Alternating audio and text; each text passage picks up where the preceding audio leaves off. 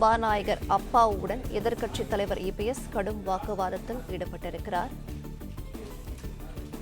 சட்டப்பேரவையில் சபாநாயகர் அப்பாவுடன் எதிர்க்கட்சித் தலைவர் இபிஎஸ் கடும் வாக்குவாதத்தில் ஈடுபட்டிருக்கிறார்.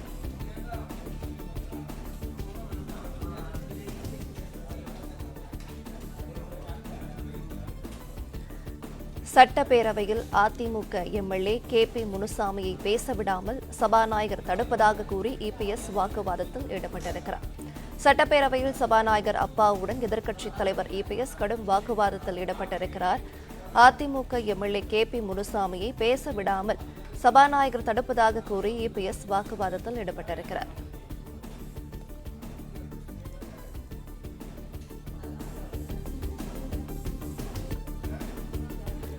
காவிரி குண்டாறு, கருமேனியாறு, நம்பியாறு உள்ளிட்ட திட்டங்களில் ஒன்றையாவது கொண்டு வந்தீர்களா என்று கே.பி. முனுசாமி கேள்வி எழுப்பியிருக்கிறார்.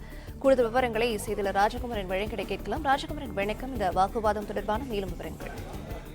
தமிழ்நாடு சட்டப்பேரவையில் தற்பொழுது சபாநாயகரான அப்பா அவர்களுக்கும் அதிமுக சார்பில் கே.பி. முனுசாமி, எதிர்க்கட்சித் தலைவர் எடப்பாடி பழனிசாமி ஆகியோரும் எழுந்து பேசியதை தொடர்ந்து கடும் வாக்குவாதம் ஏற்பட்டிருக்கின்றது. முறையாக இந்த அரசு செலவு செய்யவில்லை, கடன் வாங்குகின்றது. ஆனால் முறையாக அந்த கடனை எல்லாம் செலவு செய்யவில்லை. தேவையில்லாத திட்டங்களை அறிவித்து நிறைவேற்ற முடியாத வாக்குறுதியை தருகின்றீர்கள். கடந்த ஆட்சி காலத்தில் வாக்குறுதி கொடுத்தீர்கள். காவிரி குண்டாறு இணைப்பு திட்டத்தை நிறைவேற்றுவோம், தாமிரபரணி, கருமேனியாறு, நம்பியாறு திட்டத்தை நிறைவேற்றுவோம் என்று சொன்னீர்கள். அந்த திட்டத்திற்கே குறைந்தபட்சம் 1000 கோடி தேவைப்படும். காவிரி குண்டாறு திட்டம் என்னாகிவிட்டது? கருமேனியாறு, நம்பியாறு திட்டம் இன்னும் ஏன் நிறைவடையவில்லை?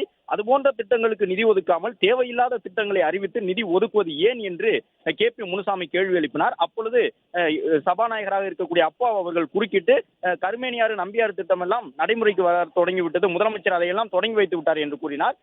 அப்போது குறுக்கிட்ட எதிர்க்கட்சித் தலைவர் எடப்பாடி பழனிசாமி, இன்று காலை கூட இதை முன்வைத்துதான் நாங்கள் ஒரு தீர்மானத்தை கொண்டு வந்தோம். அமைச்சர்கள் சொல்ல வேண்டிய பதிலை நீங்கள் குறுக்கிட்டு சொல்லக்கூடாது. அமைச்சர்கள் தான் பதில் சொல்ல வேண்டும். சபாநாயகர் இருக்கை என்பது ஒரு புனிதமான இருக்கை. அதில் நீங்கள் நடுவுநிலையோடு செயல்பட வேண்டும். மீண்டும் மீண்டும் நாங்கள் குறிப்பிட்டு காட்டிய பிறகும் அமைச்சர்களை பேச விடாமல், எங்களுடைய கருத்துக்களை தொடர்ந்து கூற விடாமல் நீங்களே குறுக்கிட்டு இவ்வாறு பேசுவது சரியில்லை என்று சபாநாயகரை குறிப்பிட்டு பேசினார். அது மட்டுமல்லாமல் கே.பி. முனுசாமி பேசும்பொழுது அவரை விமர்சிக்கக்கூடிய வகையிலே 10 நிமிடம் உங்களுக்கு நேரம் கொடுத்தால் அந்த 10 நிமிடத்துக்குள் உங்களால் பேசி முடிக்க முடியாதா?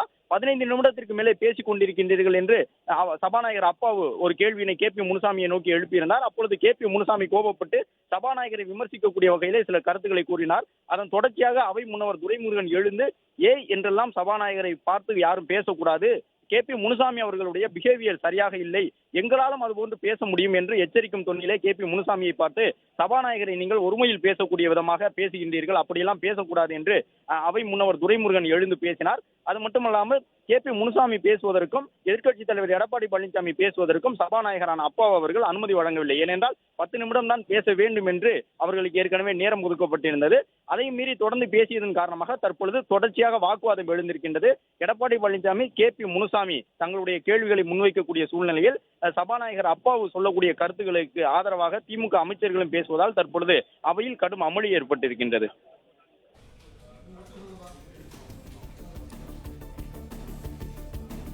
விவரங்களை வழங்கியமைக்கு நன்றி ராஜகுமாரன்.